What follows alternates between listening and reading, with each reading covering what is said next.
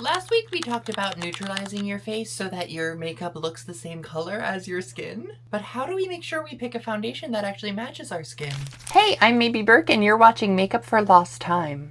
This is my series for trans women and other people who feel like they missed a few classes when it came to learning about makeup. If you're following along, yes, this is the same day I said last week, but I batch recorded a bunch of tutorials within the matter of a weekend. Thanks for noticing. So when you're going to pick a foundation, there are three main categories that are really going to determine what we're looking for. And those categories are coverage, finish, and color. Color has its own subcategories, but we'll get there. And lucky for you, I have so many foundations that we can swatch, and none of them are really the same color. So we can really test out what looks best, and hopefully you'll be able to see along with me what works and why it works and what doesn't. So I have so many foundations. There's more. Okay, including these two little testers, I have 17 foundations. And this little book of samples that's gonna help us. So this shade range is awful.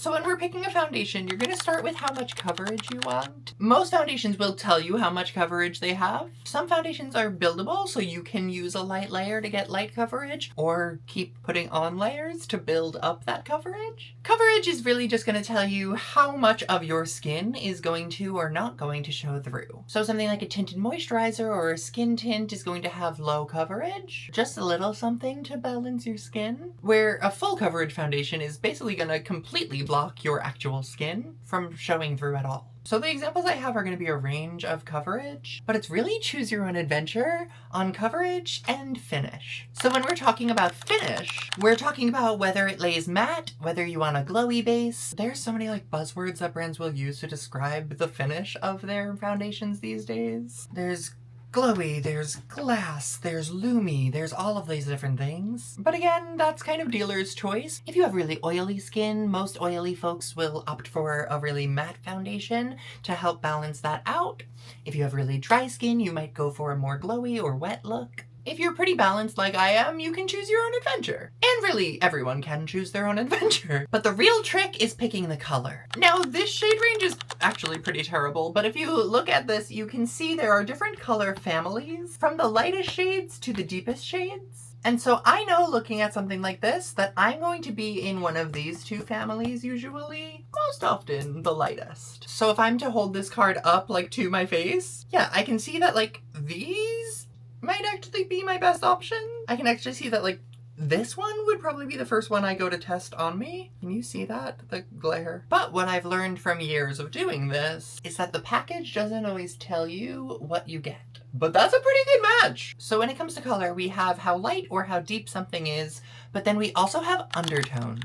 So while I'm explaining this, I'm gonna just start swatching onto my face. Undertones are essentially like the color that pokes through a foundation. They're not only in foundations, but I'm talking about foundations, so I'm gonna talk about it that way. Very few foundations are going to be a pure brown or like completely a neutral beige. You'll see as I start putting these, some are gonna pull more yellow, some are gonna be more pink, some will remain far too light for me.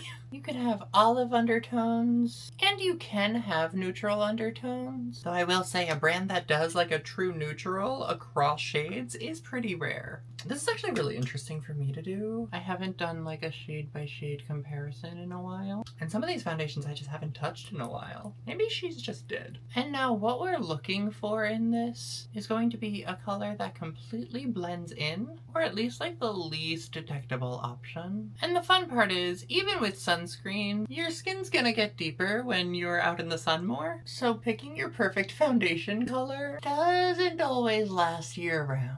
Now when we look at my weirdly striped jawline right now, I feel like this second one in is kind of like camouflaging the best. I don't know how it's showing up on camera, but in person it is pulling very gray though. And I feel like if I put that all over my face, I'm gonna look like a mummy. But let's trial and error. I'm just gonna blend some of this onto my forehead. Actually, that's a pretty solid match right now, but I feel like it's a little too light. The thing you'll see as we go through this, now you can really see what I'm talking about, where foundations like this have yellow undertones. They look more yellow, whereas something like this third one in here, or the center of my chin, have a little bit more of a pink base. And here's the real trick. No foundation is actually going to fully match your whole face. A lot of people's face don't match their neck or their chest. If I wear a lot of face sunscreen and I don't wear a lot of body sunscreen, sometimes people's faces will be lighter than their chest and neck. So you just want to choose whatever's going to be visible and make sure those match. But also, your foundation is not going to be the only thing we're putting on our face. So what you choose is also going to be influenced by what else you're putting on your face. But actually, yeah, that is a pretty good freaking match. Swatching it on your jawline is helpful if you want to match to what color your neck is, especially because you should be blending your foundation down to your neck, but we'll talk about that next week. And now my silly brain wants to do an experiment, and I want to like buff these all together. Because we can see my forehead is a good color for me. We'd add bronzer and blush to add a little more color back into it, but in terms of a foundation, in terms of a starting point to give us a blank canvas, that's a good match because it's the color that feels closest to my actual skin. Any of these other shades would actually be changing the color of my skin. Then I'd have to use the bronzer and the blush and maybe some mixing pigments to fix it and to change the color of the foundation. So out of curiosity, I'm gonna start blending these all together, which honestly, they've been on for a while, so some of them started to dry down a bit. So I might end up with just like a weirdly patchy base, or they're all colors that are close enough to my skin tone that they'll make a pretty decent coverage. And that was actually a fun experiment because now, yeah, the lower half of my face more or less does match the top half.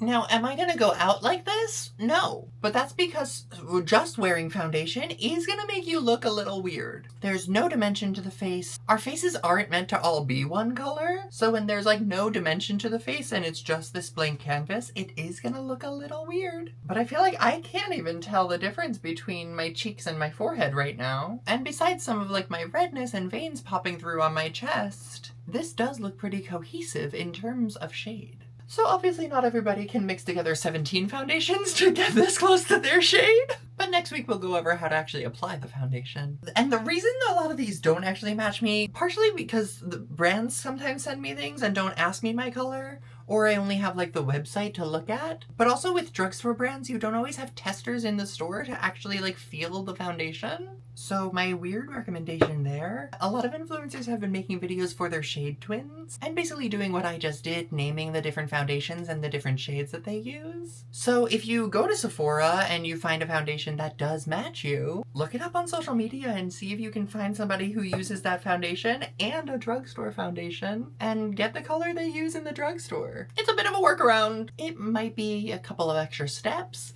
but it also might be a little worth it, instead of buying a foundation that doesn't actually match you or having to go return it. Let me know if this was helpful in understanding how to choose your foundation, or leave a comment if something I'm saying doesn't make sense. And as always, subscribe to this channel and stick around as we make up for lost time.